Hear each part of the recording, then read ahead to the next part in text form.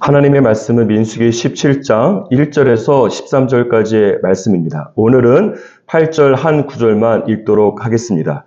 이튿날 모세가 증거의 장막에 들어가 본즉 레위의 집을 위하여 낸 아론의 지팡이에 움이 돋고 순이 나고 꽃이 피어서 살구 열매가 열렸더라. 오늘 본문 말씀 민수기 17장은 민수기 16장에 기록된 레위 자손 고라와 다단과 아비람 등이 모세와 아론에 대해서 반역한 것을 그 배경으로 하고 있습니다. 레위 자손 고라의 불만은 무엇이었는가 하면 왜 아론만이 제사장의 역할을 하고 자신은 성막의 운반과 같은 일을 하고 있는가 하는 것입니다.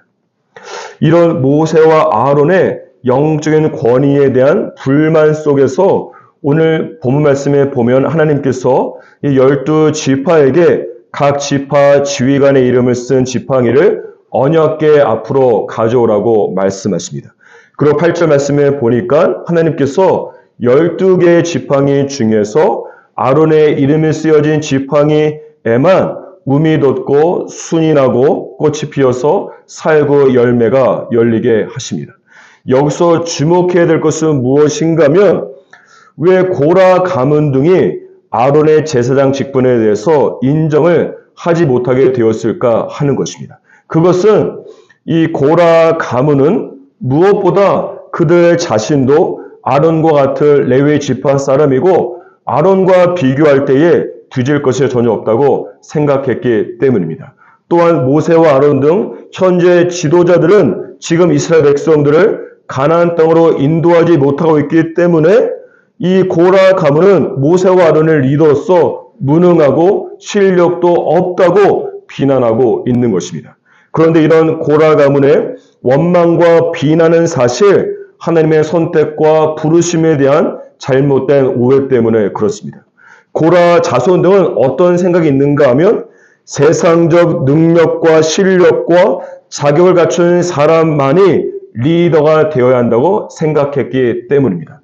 그렇기 때문에 이 고라 자신은 자기보다 잘난 것도 없고 별로 특별하지도 않은 아론이 제사장이 된 것에 대해서 불만을 가질 수밖에 없는 것입니다. 그런데 이런 고라 자손의 생각은 능력과 학벌과 실력 등을 기준으로 사람을 선택하고 부르는 세상적 관점과 같은 것입니다. 하지만 오늘 본문 말씀에 기록된 아론의 쌍난 지팡이는 크게 두 가지를 말씀하고 있습니다. 첫 번째는 아론이 자신의 지팡이에 싹이 나고 열매가 맺히게 한 것이 절대 아닙니다. 하나님께서 당신이 선택한 아론의 지팡이에 움이 돋고 순이 나고 꽃이 피어서 살구 열매가 열리게 하신 것입니다. 이것은 무엇을 의미하는가 하면 하나님께서는 자격과 능력이 있는 사람을 리더로 부르시지 않습니다.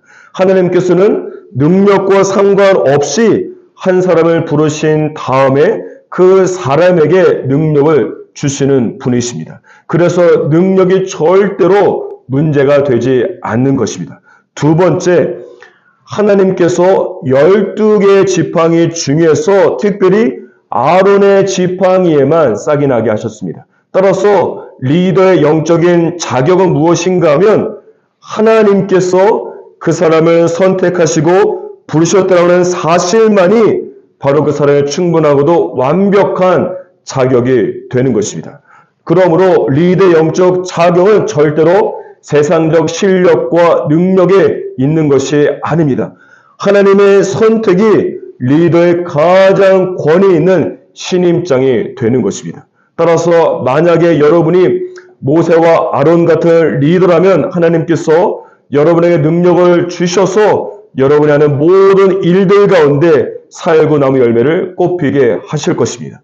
고린도서 12장 10절에 보면 내가 그리스도를 위하여 약한 것들을 기뻐하노니 이는 내가 약한 그때의 강함이라고 말씀하기 때문입니다. 반면에 여러분이 만약에 고라와 같은 마음이 있다라고 한다면 하나님께서 여러분 위에 세우실 리더에 대한 하나님의 주권적 선택을 인정하시기를 주님으로 축복합니다.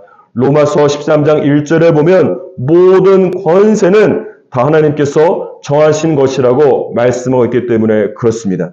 사랑하는 여러분, 오늘 하루 말씀이 이끄는 삶을 사시기를 주님의 이름으로 축복합니다.